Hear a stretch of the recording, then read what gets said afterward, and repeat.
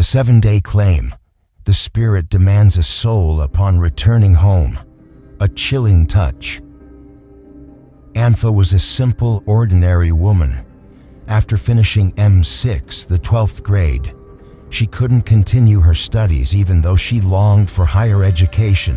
This was because her family had 3 younger siblings, and Ampha's parents wanted her to leave school and help support the family.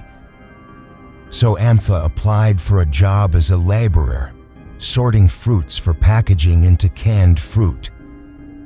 The fruits sorted varied by season, such as lychees, strawberries, longans, pineapples, or exotic fruits. The work Ampha did was quite demanding. She had to start at 8 a.m. and finish at 5 p.m. every day. Each day involved standing to sort fruits constantly, with almost no time to sit and rest. The only breaks were for lunch, about 40 minutes, and quick trips to the restroom.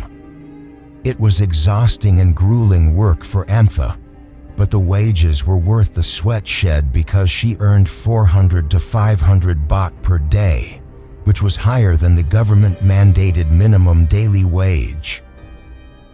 Even though the income was daily, the factory paid weekly or every 15 days. Ampha would divide the money into portions. One part went to her mother for buying rice and helping her siblings with school. Another part was for her small personal expenses and Ampha's occasional sweet treats. This meant Ampha couldn't save any money. Ampha had heard it said, "A person with no savings is fundamentally poor. If they aren't careful with spending, they will become truly poor, just like someone without moral principles." Ampha thought she had to escape the word poor by trying to save and accumulate some money for future expenses. Not long after Ampha started working, she met Shin, a young man with wavy hair who was diligent and hard-working. Shin was luckier than Ampha because he was an only child, and his family's financial situation was relatively comfortable. They weren't struggling. Shin's family were farmers with about 3 ri of land. Ampha thought that if she married Shin, her life would surely improve. Finally, Ampha married Shin and moved into his house, which was in a different district from Ampha's original home. Ampha intended that even after getting married and having a family, whenever she had money, she would always send it to help her mother and siblings. Ampha and Shin lived together happily. Shin's parents loved and cherished Ampha like their own daughter. Ampha also got a new job with higher wages than her old one. Ampha's story seemed like it would end happily, but then something sad happened. About a year after Ampha married Shin, she started experiencing pregnancy symptoms.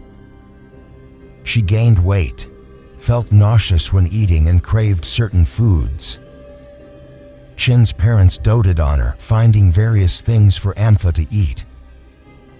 When she went for a pregnancy test at the clinic near her home, it was confirmed she was 2 months pregnant. Everyone, including Shin, was overjoyed. Shin then told Ampha to quit her job and stay home, helping Shin's parents with small tasks in the garden. Shin himself took on the responsibility of providing for Ampha's expenses. Ampha felt grateful to Shin and considered herself lucky to have him as her husband. Ampha wanted to repay Shin by raising their child well. Time passed by incredibly quickly. Ampha was now 9 months pregnant. Every time the doctor scheduled an appointment, Ampha went without fail. Whatever the doctor told her to do, whatever medicine to take, Ampha followed everything because she wanted her child to be born healthy and complete. The doctor scheduled the delivery for around October 20th, or no more than 3 days before. The doctor's prediction was accurate. On October 19th, around 3 p.m., Ampha started having labor pains. Shin's mother seemed excited, boiled water for Ampha to drink, and said that if the pain came every half hour, they should go to the hospital, or they could wait until Shin returned from work. There would still be time. Shin's mother reasoned that a first-time mother's labor would take a while and she might give birth the next day. By 5 p.m. Shin arrived home because he had been informed that Ampha was having labor pains and was about to give birth. Shin was excited, quickly prepared the necessary items, and took Ampha to the hospital, which was about 15 kilometers away from their house. For Ampha, she thought she could give birth at the nearby clinic, but Shin wanted to take her to the hospital, reasoning that the hospital had more equipment and the doctors had more experience. Shin wanted her to give birth there so both mother and child would be safe. On the bus, Ampha felt the labor pains coming in long, continuous waves, intense and frequent. But Ampha tried to endure it, not crying or making loud noises. She could only grip Shin's hand tightly whenever the pain intensified and her body convulsed because it hurt so much she couldn't bear it. Shin, whose hand was being squeezed by Ampha, must have felt a lot of pain too. When they arrived at the hospital, the nurse on duty quickly arranged for Ampha to lie down on a bed, checked her condition, and told Shin that her cervix was 3 centimeters dilated and she might give birth tonight. Shin nodded in acknowledgement, but his eyes remained fixed on Ampha, still worried. The room Ampha was in was a shared room for women close to giving birth. Ampha turned to look at the other women who were also in labor and saw about 2 to 3 of them. Some were crying out loudly in pain, which made Ampha start to worry about how much pain she would feel when she gave birth. A nurse pushed a cart, taking one of the women to the delivery room. A moment later, Ampha heard a baby crying, making her realize that woman had given birth. She wished it was her time to give birth soon because she longed to see her child's face.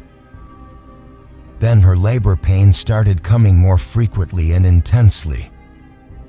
The pain came every 5 minutes, but this time it was so severe it was indescribable.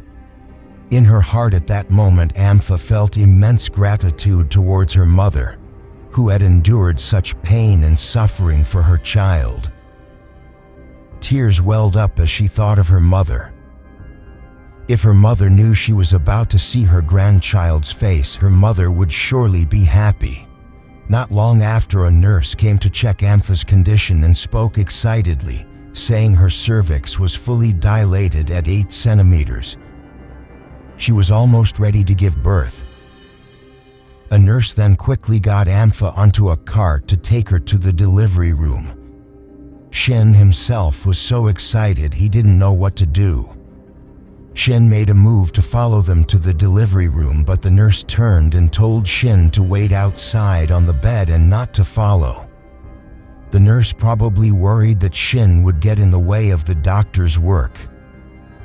During that exciting moment, Ampha could only close her eyes and press her lips tightly together. When they reached the delivery room, a nurse helped Ampha onto the bed. There was a doctor, a man, who would be delivering the baby.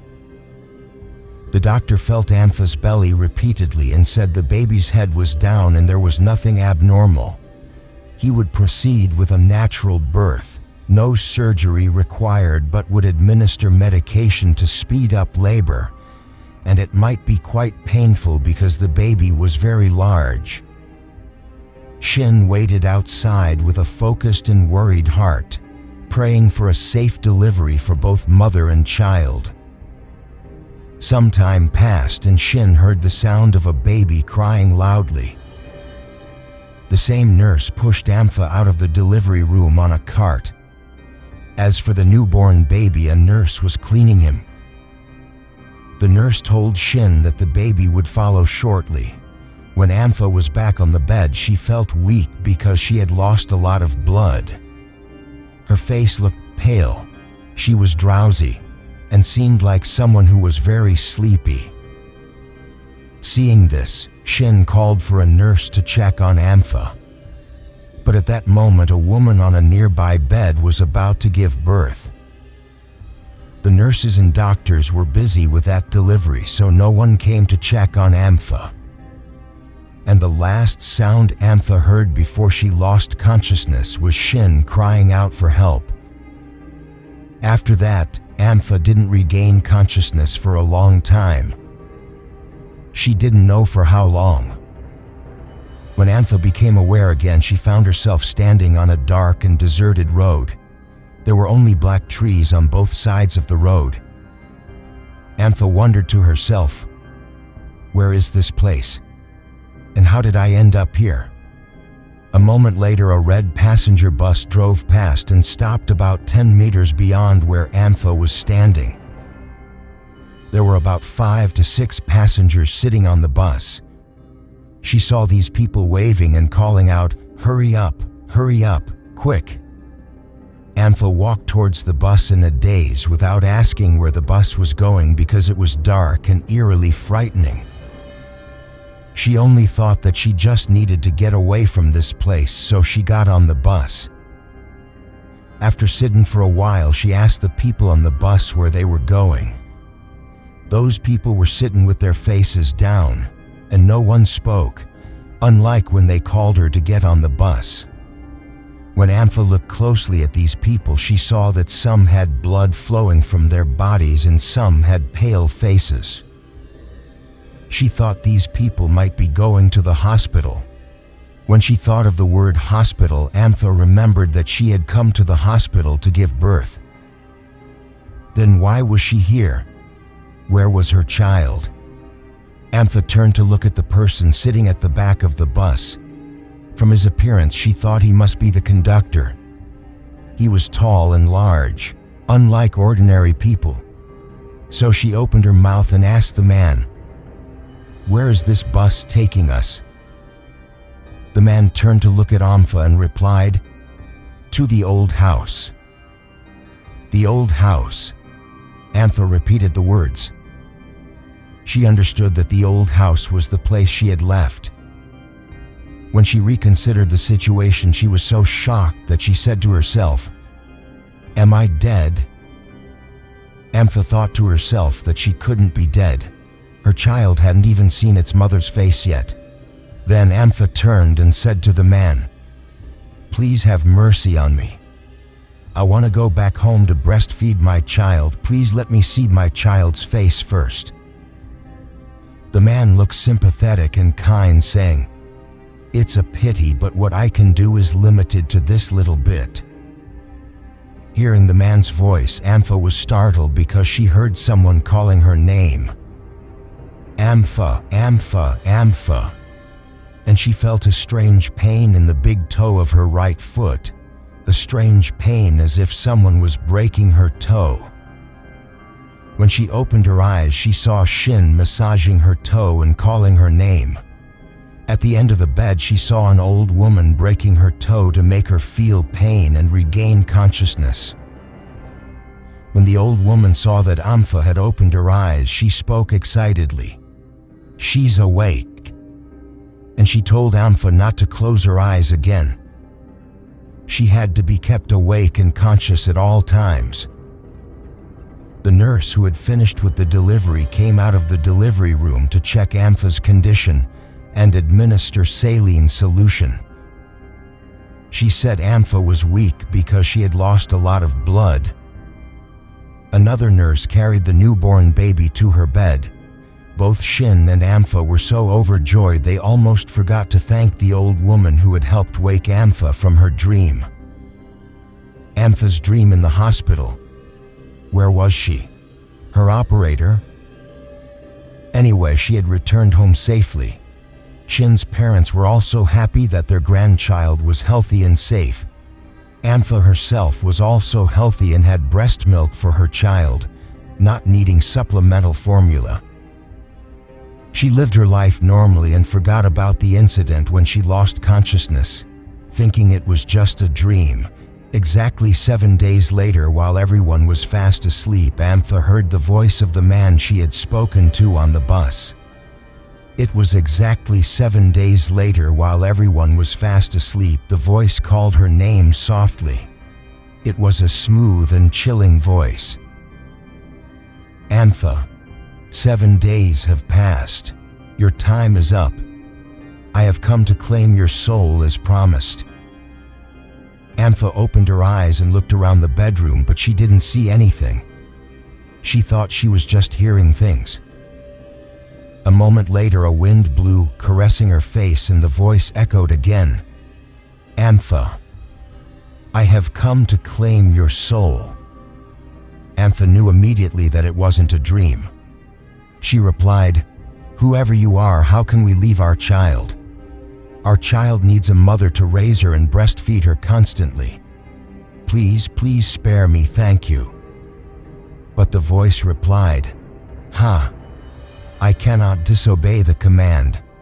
I have a duty to follow souls to be sent to the afterlife. When Ampha heard this, she pleaded, Please, can I wait until my child is older and stops breastfeeding? The voice fell silent and disappeared. 6 months passed, and Ampha's baby was old enough to eat solid food. By then, Ampha's breast milk was not very plentiful. Then one night, as Ampha lay sleeping, the voice spoke again. Ampha cried heavily and said, Please, give me one more chance. I don't want to leave my child. The voice said, All right, but there is only one way for you to survive. You must bring me the soul of someone you love. I will give you 3 more days, and then I will come for your answer. The voice that echoed in Ampha's head faded away. Ampha shuddered, covered in sweat. She thought about the voice that told her to find the soul of someone she loved to replace her. Ampha loved her father, her mother, her siblings, Shin, her child, and Shin's parents. Ampha didn't know whose soul to choose, and where she would go. Would it be hell? How much torment would there be? No one knew. Ampha didn't want to be selfish and let someone else die in her place. Throughout the 3 days after that night, Ampha wasn't herself. She couldn't eat or sleep, only lay quietly on the bed. When her relatives and family came to visit and ask about her condition, Ampha spoke normally and didn't tell anyone about the matter that was tormenting her. Until the 3rd night, the night Ampha had to give her answer about who would be taken in her place. Ampha could only look at Shin, look at her beloved child, her eyes brimming with tears the whole time. Finally, Ampha decided to tell Shin everything. But Shin comforted her and said Ampha was probably just unwell because she hadn't eaten for 3 days. That night, as everyone was about to go to sleep, Ampha told Shin that she couldn't bear to see the people she loved die and didn't want to let the entity who had shown her mercy by letting her return to raise her child suffer anymore. She thought she would sacrifice herself. When Shin heard this, he hugged Ampha, who was crying. Ampha looked up through her tears and said she didn't know what would happen tonight. At least if she had to leave, she wanted to say goodbye to her husband and child first. Ampha turned to her child sleeping next to her on the bed and whispered, Mommy has to leave you now. Mommy has little merit and cannot stay to raise you. Please be a good child, my love. Listen to your father. Shin heard this and comforted Ampha. We'll go make some merit together tomorrow so you'll feel better. Then both of them went to sleep. After Shin had been asleep for a while, he heard Ampha muttering like she was talking in her sleep. I have to go now. Please take care of our child. But due to sleepiness, Shin went back to sleep. The next morning when Shin woke up, he found Ampha lying still, not moving at all, which was unusual. When Shin looked closer, he saw that Ampha was not breathing. Shin then realized that the story Ampha had told him was true, but Shin couldn't do anything to help anymore. Shin cried and hugged his wife's lifeless body in his arms and said to the soulless body that Shin promised he would raise their child well. He asked Ampha to go in peace and not worry about anything. Road of 100 Corpses, the Death Road, a chilling touch. Khusrat loved the weather and the people of Chiang Mai province very much. Later, Khusrat's husband was transferred to become a senior police officer in Chonburi province. Khusrat did not move with him but stayed with her 2 children in Chiang Mai province, though she tried to visit her husband in Chonburi occasionally. Teaching is a demanding profession that requires a lot of dedication and hard work. Teachers work continuously for 24 hours. Sometimes they have to bring work home. Students have homework, and teachers have homework too. At school, teachers assemble all students together, but homework is for teachers. Khusrat had a few close friends. To call them friends might not be entirely accurate because most of Khusrat's friends were older teachers, senior by about 10 years. The good thing about being a teacher is having a long break during the summer vacation, nearly 2 months from April to mid-May. It is considered Thai wisdom to have the school break during the hottest period. Otherwise, teachers and students might have ended up killing each other from the heat. It was the summer break that year. After Khusrat finished the work assigned by the school, she and her teacher friends agreed that they should take a break after teaching all year. Everyone readily agreed and helped choose where to travel. Finally, they decided to go to the sea. The location was Chonburi province, specifically to visit Bangsaen Beach, and also for Khusrat to visit her husband who had transferred there as a police officer. Teacher Nam Pyong volunteered to contact a passenger van owner who was a student's parent at a price of 1,200 baht per day, but they had to pay for fuel themselves. The trip was for 3 days and 2 nights. Khusrat asked her husband to find accommodation, and they found a place right by the beach just as they wished.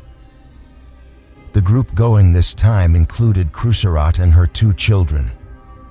Teacher Nam Pyong and her husband Khusrat with her 2 children, Teacher Mon, Teacher Sunan, and Teacher Anafa. The last 3 were single men and did not bring their families. In total, there were 10 people. Including the driver, there were 11 lives. They started their journey at 6 a.m. on a Friday. Everyone thought traveling during the day would be safer since there were 3 to 4 children with them. The children's ages at this time ranged from the oldest at about 13 to the youngest at about 5. The group of teachers traveled slowly, stopping whenever they wanted to see or eat something. By the time they reached their accommodation, it was already dark. Everyone checked into their rooms and rested as they pleased. They planned to visit various attractions the next day. The following day before 10 a.m., Khusrat's children and family were up early and went down to play in the sea. Seeing the joy in the children's eyes as they stepped on the sand, Khusrat knew immediately that coming on this trip was the right decision. As it neared 10 a.m., Khusrat's husband drove up with crispy snacks for their trip to the island. Traveling to the island required taking a rental boat with other tourists. Upon reaching the island, the boat anchored. Anyone who wanted to sit and relax on the beach or swim could do so freely. If they wanted to snorkel to see coral reefs or cute clownfish, they could do that too. Everyone returned to the accommodation around 4 p.m. and went to rest in their rooms. They agreed to meet for dinner at 5:30 p.m. on the beach in front of the accommodation, where there was a fresh seafood restaurant that bought from nearby fishing boats. The food that evening was incredibly fresh and spectacular, truly exquisite. Large grilled squid drizzled with a spicy dipping sauce, followed by stir-fried crab with curry powder, clear tom yum soup with shrimp, grilled shrimp, and a whole fried pomfret with garlic. Everyone hardly ate any rice, though someone did warn them not to eat too much seafood to avoid an upset stomach. But no one paid attention. They ate to their heart's content because it was rare to find seafood this fresh. Later that night, some people gathered to play cards in a circle of 4, just for fun. The children sat in front of the TV watching cartoons. Around midnight, everyone was fast asleep because they had to leave for Chiang Mai at 6 a.m. the next morning. On the way back, they stopped at almost every place that sold goods, buying souvenirs for various people. They had fun shopping and then went to a seafood market. As they drove, they stopped and bought things at whatever roadside stalls they saw until the car was full, with hardly any space left to put their feet. After that, they stopped to pay respects at Phitsanulok. They kept stopping along the way until they entered Tak province, which was already evening. At this point, it was around 6 p.m. After they had finished dinner and estimated the travel time, it would take about 4 hours from Tak province to Chiang Mai. If they drove continuously, they should reach home before midnight. Everyone seemed happy and smiling because they still had a lot to talk about. If they were driving all the way to Chiang Rai province, they would probably never run out of things to say. But everything didn't go as planned. After they finished eating in Tak province, they used the restroom and let the driver rest a bit. The group of teachers started their journey from the restaurant around 7 p.m., which was when the sun was setting behind the mountains. Darkness began to cover everything. Lights from houses flickered faintly nearby. The sounds inside the car started to quiet down. Perhaps it was due to drowsiness or the eerie atmosphere, but the children fell asleep quickly. After the car had driven through the darkness for a while, the roadside was completely dark. They couldn't see any lights from houses anymore. There weren't even street lights to provide illumination, indicating that everyone was now in the middle of a forest and mountains. On a particular deep mountain bend as they were driving, it seemed like their car was the only one on the road. There were no cars following or coming from the opposite direction. When they reached the bend, the car suddenly jolted and steam rose from the car's hood at the front. The driver immediately stopped the car, got out to check the condition. A moment later, he returned looking upset and worried and told everyone in the car that the water had run out and the engine had burned. The car couldn't drive any further. Everyone cried out in surprise almost simultaneously. "What are we going to do? Are we going to sleep in the middle of the forest like this?" Teacher Man said, then seemed to remember something and opened his bag trying to find his phone. Crucerat woke the children and brought them out of the car. The group of teachers stood in a circle discussing how to solve the problem. Teacher Man held up his phone and tried to dial a friend in Tak province to ask for help, but there was no phone signal at all. The initial hope they had was now plunged into darkness again. Teacher Sunan, who was older than his friends, suggested, "Let's flag down passing cars and ask for help." Teacher Nam Pyung, being younger than her friends, volunteered to be the one to flag down cars. She walked to the edge of the road to wait and flag down passing cars. The rest of the group stood in a circle by the car. When a pickup truck drove past, Teacher Nam Pyung immediately waved to stop it, but the truck drove past without any sign of stopping. Teacher Oi Tran quickly suggested shining a flashlight from the car for Teacher Nam Pyung, because she thought that on this bend, passing cars might not see her, and using a flashlight would help.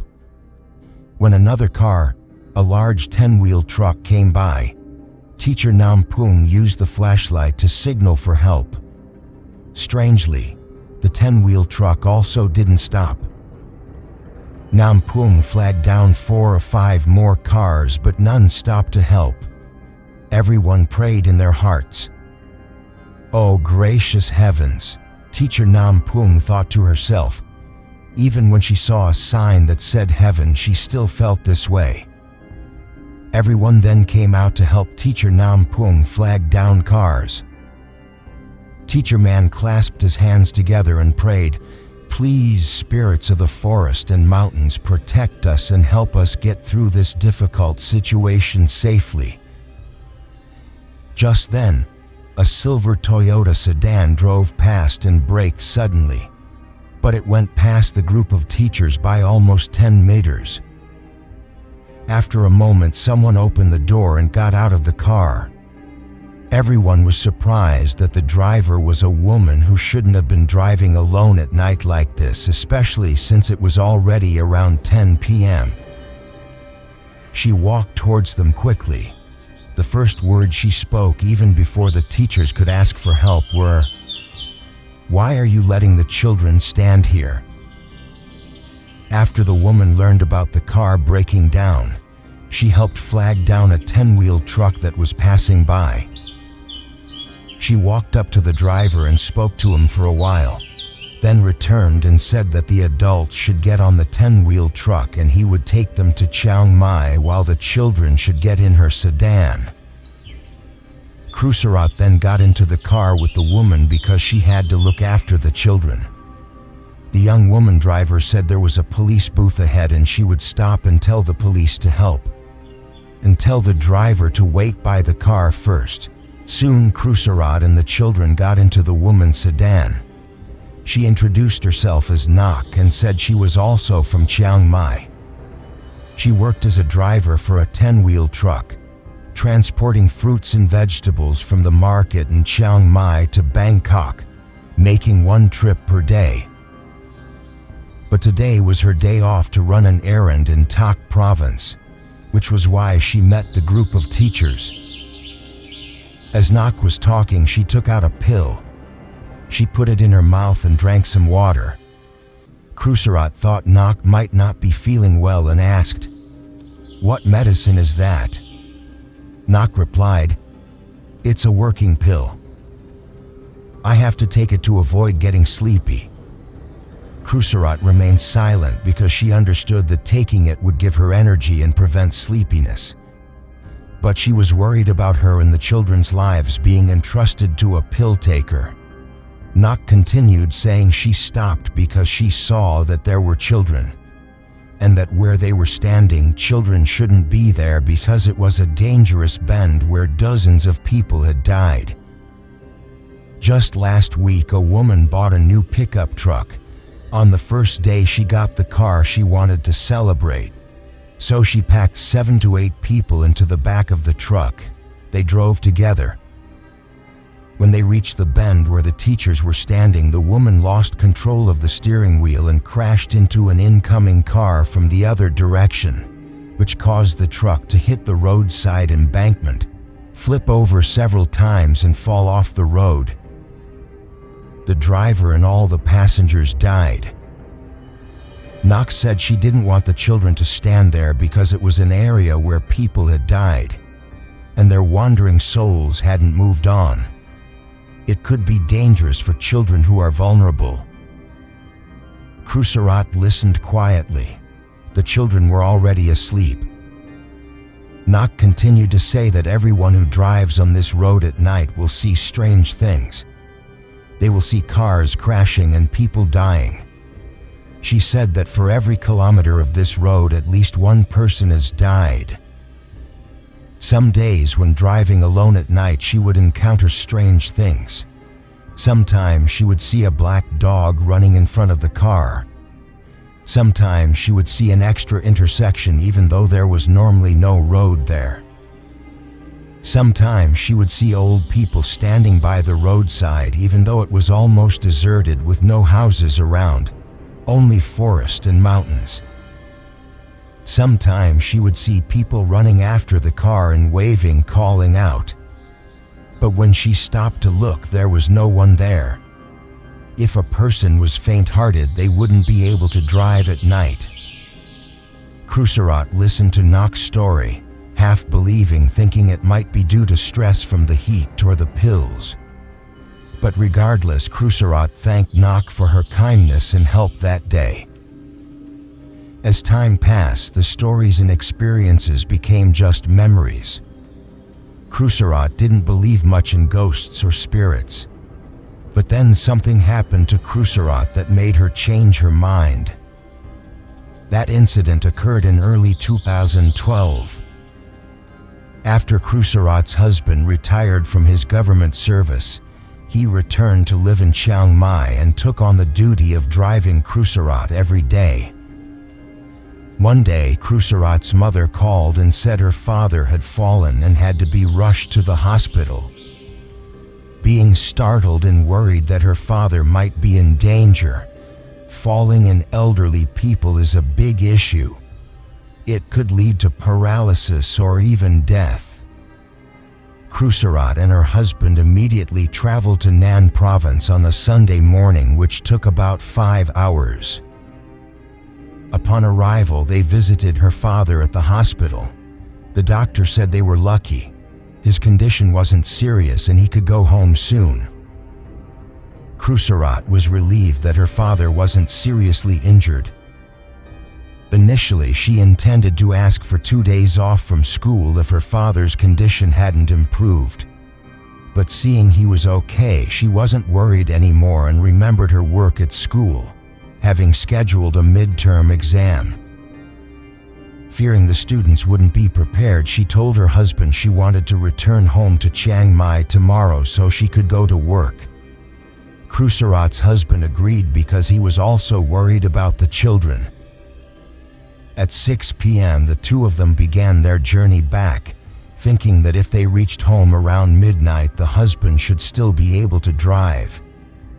Crucerot's husband drove slowly and carefully because the road from Nan to Chiang Mai passed through many mountains. Some sections were winding bends, some had cliffs beside the road, and the road was very dark because they had driven about 200 kilometers, and it was now around 10 p.m. The road passed through mountains and was quite dark with no houses around. Crucerot's husband asked her to help watch the road because he was getting old and couldn't see very well. As they were driving along the road, both Crucerot and her husband noticed something. It was a large white mass, about the size of 2 people embracing, floating from the trees ahead and slowly drifting along the road where Crucerot and her husband were driving. The two of them discussed whether it was a sky lantern, but it wasn't the season for releasing sky lanterns. What could it be? The white mass bobbed up and down, appearing as if it might fall onto the road. Both Crucerot and her husband turned back to look, curious, and the white mass did indeed fall onto the road. When it reached the ground from a white mass, it transformed into 2 grotesque, frightening figures, terrifying beyond description. They slowly stood up and chased after the car Crucerot was in, waving as if calling out, a truly horrifying and deeply unsettling sight. Crucerot and her husband immediately turned back around. As Crucerot's husband gripped the steering wheel with trembling hands, a black cat suddenly ran in front of the car very quickly. Crucerot's husband, who still had some presence of mind, thought that if he swerved he would crash, so he stepped on the accelerator thinking it was just a black cat and it would be fine. Then there was a loud bang, like the car had hit something, accompanied by a painful, lingering, screeching sound. The sound was similar to a cat, but it was definitely not the sound of a cat. Both of them were terrified by what had happened, thinking they had encountered something supernatural. Khrusarat's husband then slowly pulled over and started reciting prayers haltingly. Khrusarat grabbed the Buddha amulet hanging from the rear-view mirror, held it tightly, and prayed along with her husband. They both closed their eyes tightly. After a while, when their minds started to calm down a bit, Khrusarat's husband took a flashlight and got out to check the car. But he was then startled by what he saw. When the flashlight shone to the right, he saw a sheer rock face standing imposingly. When he turned to the left, he saw a deep ravine. If Khrusarat's husband had stepped on the brake when he saw the black cat run in front of the car might have lost control and hit the mountain, or they would have fallen into the ravine and surely died. Both of them thanked the spirits of the forest and mountains for helping them survive the road of 100 corpses. From that day on, every time they drove past that spot when returning home to Nan province, Khrusarat's husband would honk the car horn to thank the spirits of the forest and mountains for always protecting that place. Female prisoners in the correctional facility. A chilling touch. This story was sent in from a reader, Kun W. We would like to thank you very much for sharing your life story and experiences with all the fans of Chilling Touch to hear. Many people wish to forget a bitter past, but some want to recount that past to serve as a cautionary tale for those still living and about to step onto the wrong path, leading ultimately to the loss of freedom, whether little or much, or perhaps meeting a much more severe end. And regarding this story, if any Thai phrasing is translated incorrectly, we apologize beforehand. Kun W recounted that the story she is about to tell is an experience few people would ever encounter, and some may never have the opportunity to experience it at all. Let's rewind to the year 2012. This year, the government was cracking down on narcotics. Many drug dealers were arrested, and one of them was W herself. We were arrested and detained in a correctional facility in the north. The first day we stepped inside those walls, we immediately felt it. We knew there had to be something there, and a lot of it. We normally had some sensitivity to such things, and coupled with the fact that we practiced black magic when we were outside. The place we entered was originally someone's old cremation ground, belonging to a noble family, and it had been transformed into a place to detain offenders. On the first day we arrived, everything seemed normal. Perhaps it was because we were exhausted from being on the run for so long. When we finally had a comfortable place to sleep, we slept like the dead. Nothing happened. In the initial holding area, newcomers had to be quarantined. We were in a square room where about 20 people slept crammed together on beds pushed close. We had to stay in the quarantine room for 7 days. When we moved to the first zone after the first night, everything seemed fine. Then things started happening on the second night around midnight. As we lay in our spot near the entrance to the room right by the door, we were just drifting off to sleep when we were startled awake.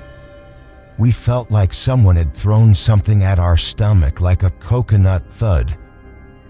We were extremely startled and scared. When we sat up and looked left and right, there was no one. Everyone was asleep. While we were still confused and wondering, there was the sound of large keychains rattling against each other, getting closer to us.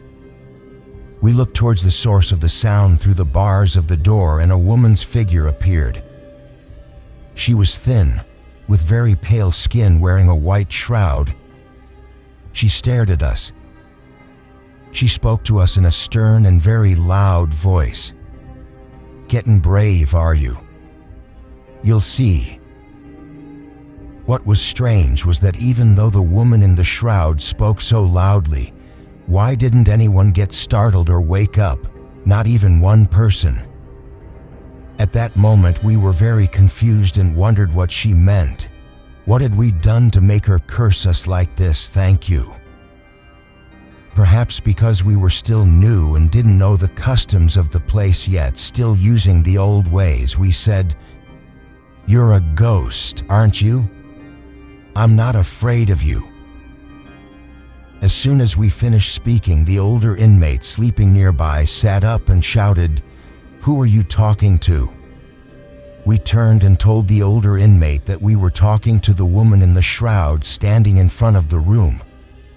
The older inmate looked startled and said, Oh, go to sleep, you'll see." Then the older inmate immediately lay back down and pulled the blanket over her head. We turned back to look for the woman in the shroud again. She was gone. We didn't know when she left or why we didn't hear the sound of the keys rattling like before. We were completely bewildered, but we didn't think much of it and went back to sleep. When morning came, we woke up, prayed, went to bathe and ate. While we were sitting and eating, the older inmate and P. Bach, another inmate, walked over and asked us, "Did you meet the newcomer last night?" We didn't understand what the older inmate meant. Instead of using the word ghost, they used the word kunai, a term for a female superior or madam. The older inmate asked us, "Did you meet kunai last night?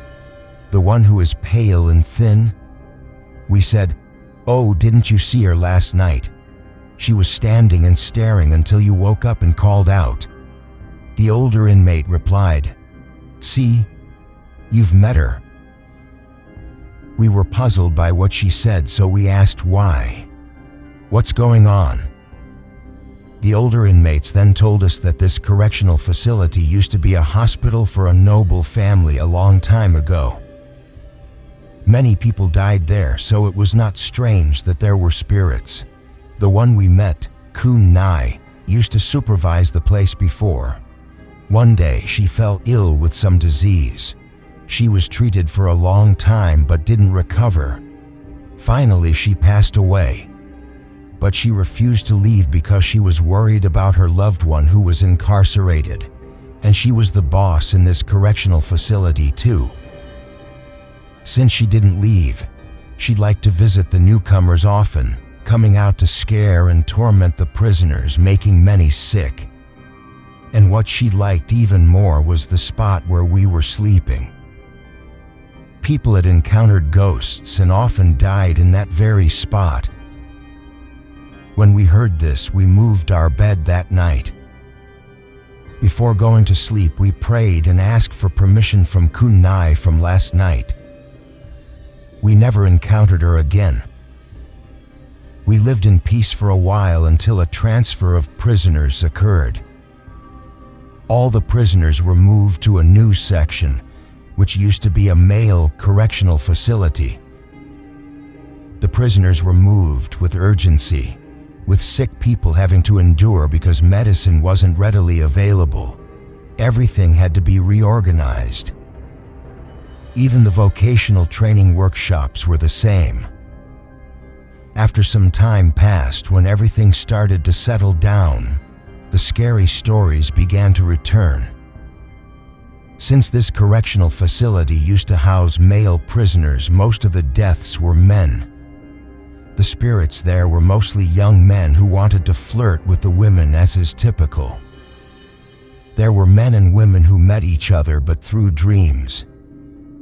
One day in our room, as we sat in a circle chatting, we felt bored and had nothing to do. We picked up some paper and a pen and drew an Ouija board. At this time, we were allowed to bring paper and pens to write things, including certain substances.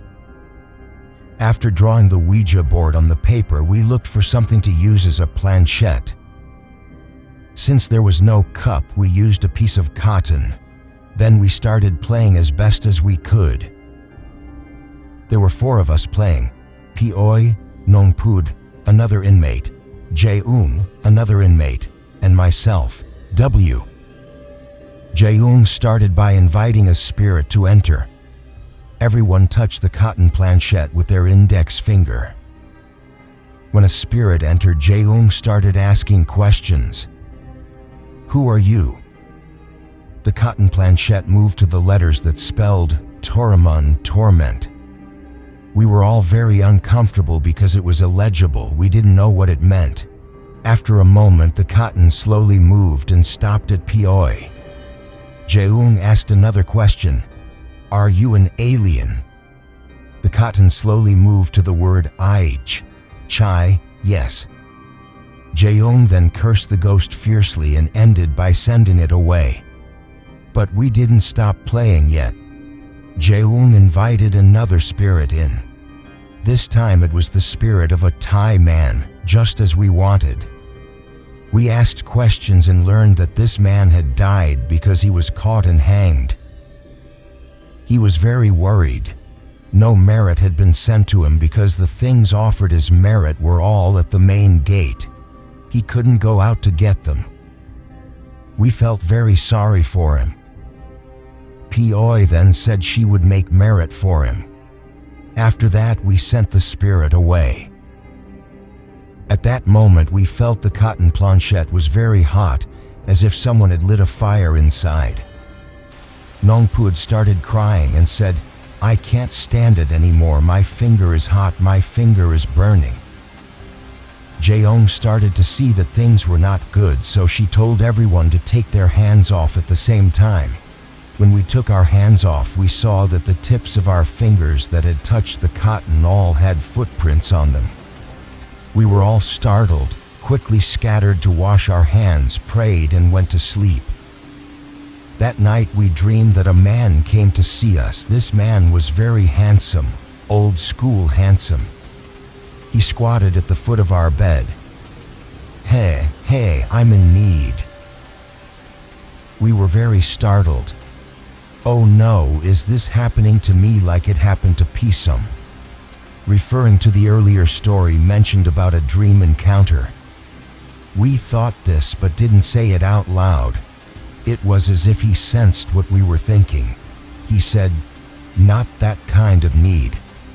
I mean grass," meaning marijuana or drugs. We replied, "Being inside, where can I find that for you?" He said to look in this spot and that spot, but we said we wouldn't go. We were afraid of getting caught. He looked sad and said, "If that's the case, please tell the woman in room 405 that I want her to make some merit for me. I want to visit, but I can't. The people in that room were very good." We readily agreed. In the morning, we told the woman in that room and prayed, made merit, and poured water of dedication as best as we could for him. That night, he returned again to thank us. He gave us lottery numbers, but we didn't tell our parents when they came to visit. And that lottery draw, the numbers came out exactly, not missing a single digit. We felt a great deal of regret, but it had passed. What could we do? This is a story of what we encountered in the correctional facility.